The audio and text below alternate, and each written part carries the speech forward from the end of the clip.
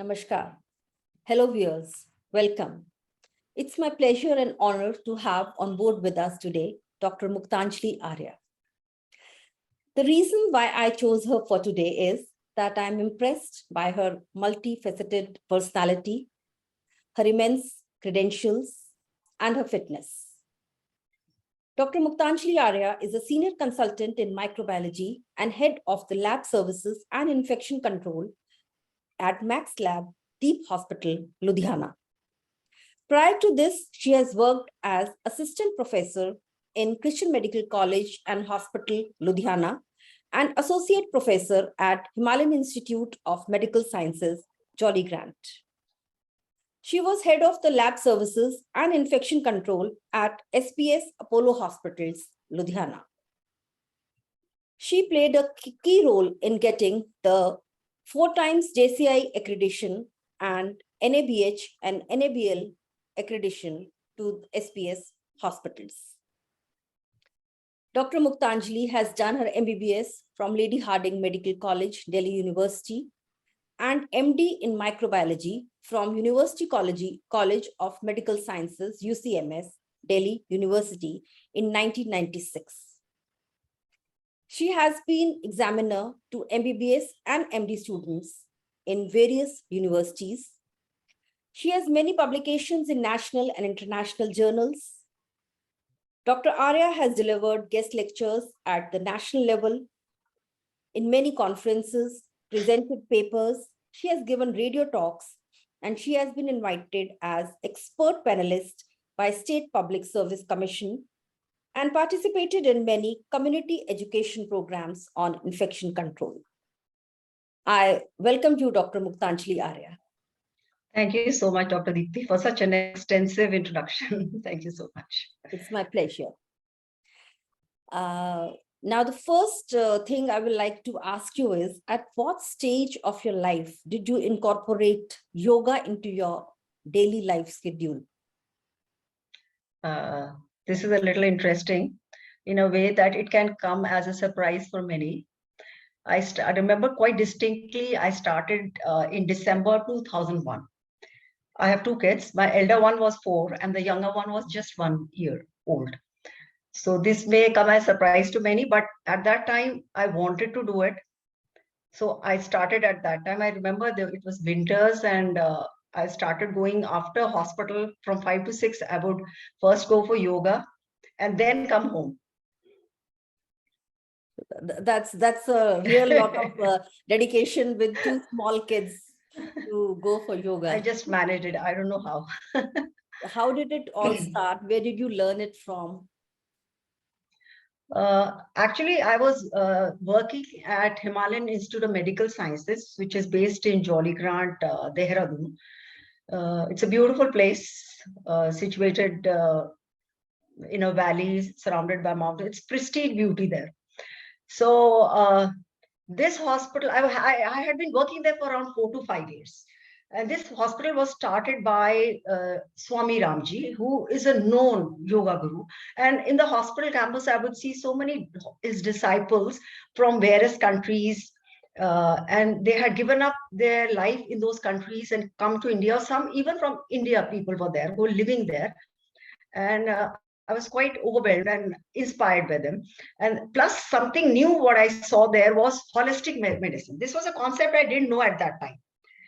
So I thought that since I'm there and yoga had always, you can say, fascinated me.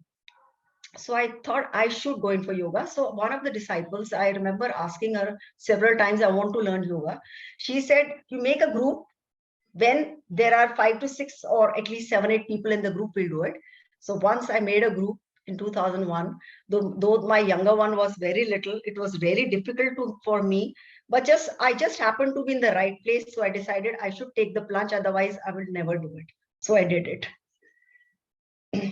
So how did you manage the time and then strike a regularity with it?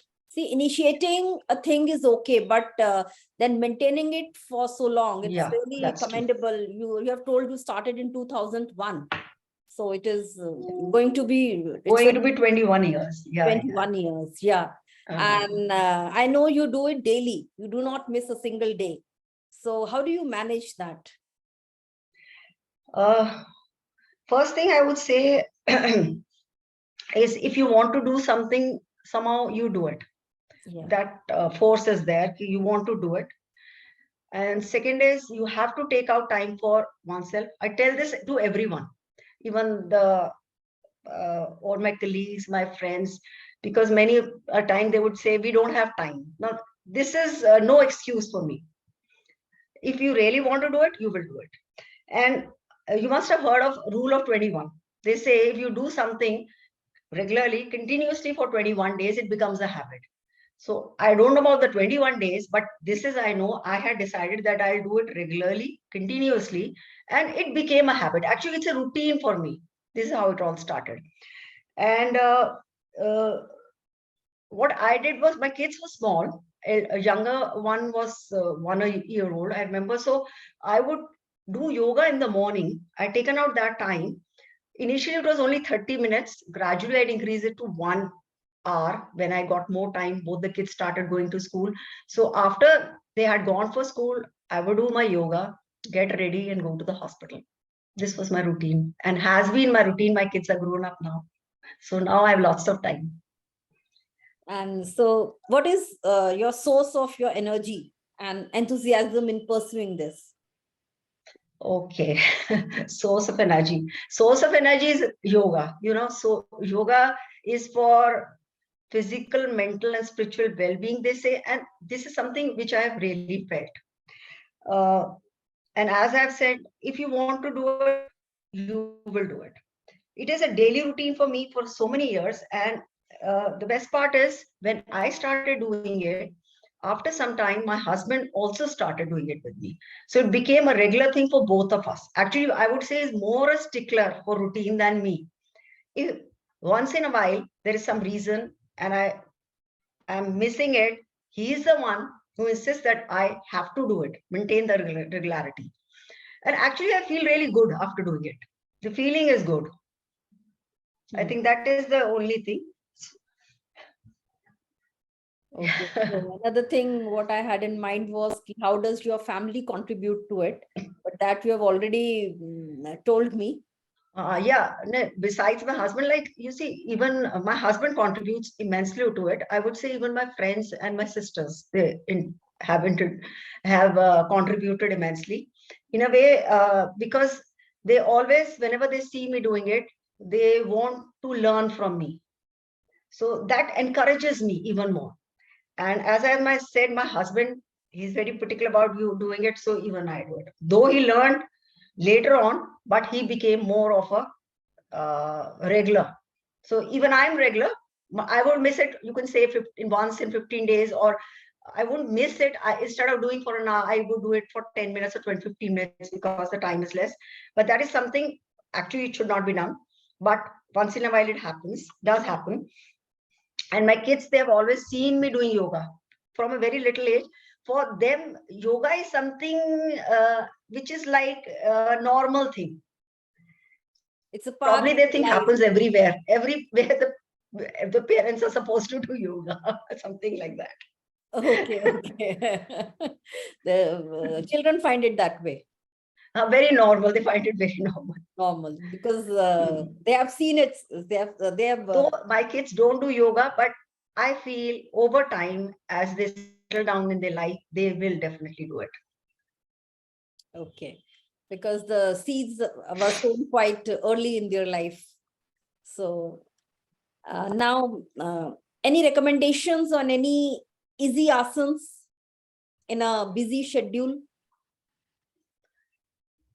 Actually, I won't say I won't give you any recommendations on any easy asanas. It's not a matter of easy asanas. Uh, Yoga, first thing is you have to do it correct. So you have to learn. You must learn yoga from someone who knows it. So just don't start doing just like that. You may do it the wrong way. There's a technique of doing each asana. And different asanas, we have one asana would be in standing, sitting. All of us know a lot about yoga these days. Different postures, there are asanas. So I won't say good any recommendation that way, but otherwise, when I have less time, what I do is, suppose I have only 10-15 minutes once in a while. That happens to me. It happens to everyone. So I would do lots of Surya Namaskars. Surya Namaskar is my favorite asana because it is very, you have so many asanas in that actually. Yeah, So yeah. many postures and asanas. So I love doing it. Stretches the body completely. So I won't recommend that. I would just say that learn it and then do it and find your own, on your own, what you love or what you like.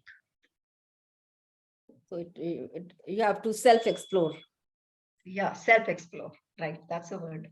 So your message to your colleague doctors or budding doctors or to the youngsters on how to focus on health along with the busy schedules of the professions and how to strike a balance. Because of late we have seen what is disturbing is in the COVID era, post-COVID era, we are seeing so many young deaths and so many people running to gyms and all. So what I personally feel is yoga is a good and a better option. Yeah, So definitely. Yoga is a very good option. Uh, One thing is, I'm also a doctor. I've seen many doctors when I talk to them, they'll say we are busy, we don't have time. It's not only doctors. Everyone has this excuse, which is a normal excuse. Now, for me, this is no excuse. Number one, if you want to do it, do it. You don't want to do it, then don't do it. yeah, Then health is the most important thing in life. Actually, you realize over time, because if you're not healthy, nothing will feel good to you. yes, That's important. And there's another thing I always say, there are 24 hours for everyone, even for me, for everyone. One who says I'm busy, one who says I have nothing to do. But 24 hours are the same. It's only how we manage. manage those 24 hours efficiently. And I'm 100% sure everyone can take out that 30 to 40 minutes or maximum 1 hour. You don't need more than 1 hour. You have less time, do it for half an hour. You have 40 minutes, do it for 40 minutes. Just make a regularity, strike a regularity, do it regularly. So health is important, I would say, number one. Number two, being busy is an excuse. Actually, this is something, being busy is not only for yoga. I'm also in the hospital. I look after infection control. So this hand hygiene is a challenge for me. So the answer I get is, why aren't you performing hand hygiene? It's for your patients. They'll say, ma'am, we are busy. Mm-hmm. Busy is no excuse. Actually, it's part of your job. So once you make it something a routine, it becomes a part of your life. There's Yeah. not, you won't stop eating. It's similarly, like you say, don't stop eating. You don't stop doing so many things in life. Once it's a routine, it's a routine. This is how I look at it. Yeah, that's Health has to be a priority. yeah. We have to prioritize what we want in life: health, relationships, whatever, profession. 1 to 3. Yes. So the clear message to the healthcare providers is, while you are providing healthcare to others, please do take care of your own health because Very you are important. precious. You are replaceable very easily at your workplace.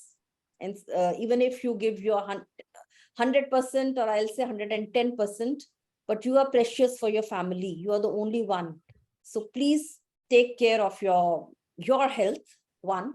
And second, as rightly said by Dr. Muktanjali, it's the prioritize, you have to prioritize things and time management. It's 24/7 for all. So, and taking out 1 hour for oneself, I don't think it's that huge task. So all of us should take care of our health in whatever way we want. So with this, I like to thank Dr. Muktanjali Arya. Thank you so much. Thank you so much. It's a pleasure. It's been pleasure being interviewed by you too. Thanks. And it's been, I hope many of our colleagues, they get inspired and they I start. just hope so. Thank I you. want people to take up yoga. Thank you. Yeah. Thank you so much. Thank you so much.